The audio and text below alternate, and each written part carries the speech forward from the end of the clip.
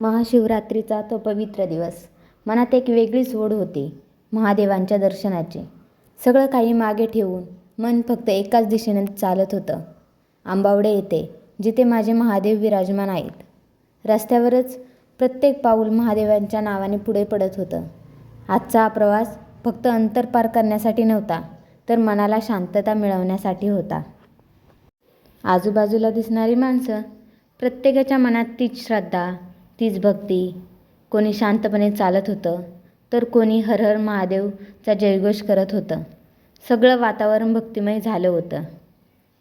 जसं जसं मंदिर जवळ येत होतं, तसं तसं मनातली उत्सुकता वाढत होती. इथे आल्यावर गर्दी तर खूप जास्त होती. खूप मोठी रांग पण होती. महादेवांचं मंदिरही दिसत नव्हतं एवढी मोठी रांग होती. आणि अखेर दुरून मंदिराचं दर्शन झालं. आणि तो क्षण शब्दात सांगणं कठीण होतं. मन आपोआप नम्र झालं. डोळे मिटले आणि अखेर ओठांवर एकच नाम आलं, हर हर महादेव.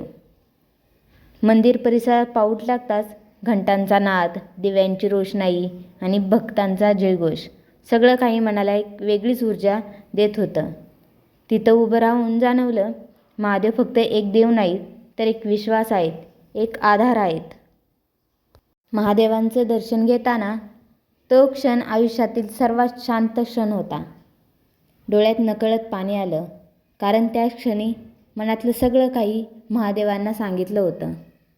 काही मागितलं नाही, फक्त धन्यवाद दिले आणि एकच प्रार्थना केली, महादेव तुमचा आशीर्वाद कायम सोबत राहू दे.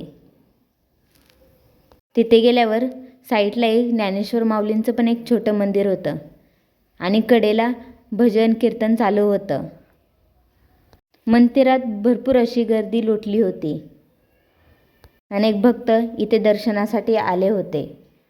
मंदिराबाहेर भरलेली यात्रा, दिव्यांची रोषणाई, लोकांचा आनंद आणि भक्तीचा महासागर.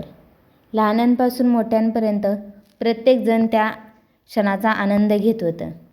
ही यात्रा फक्त एक उत्सव नाही, ही आपल्या संस्कृतीची ओळख आहे. ही श्रद्धा आहे, जी पिढ्यानपिढ्या चालत आली आहे. महादेवांचं दर्शन घेऊन आम्ही लागलो परतच्या वाटेला. मंदिरात थोडा वेळ बसलो आणि मग निघालो पुढे. इथे यात्रेनिमित्त बरेच असे खेळणी, गाड्यांचे स्टॉल, मिठाईचे स्टॉल असे लागले होते. यात्रेतली ही मज्जा काही वेगळीच असते. आम्ही हे सगळं पाहिलं, थोडी खरेदी केली आणि आईस्क्रीम घेऊन निघालो परतीच्या प्रवासाला. वेळ कसा गेला कळलंच नाही, पण आता परतण्याची वेळ आली होती. व्हिडिओ आवडला असल्यास लाईक, शेअर आणि सबस्क्राईब करायला विसरू नका.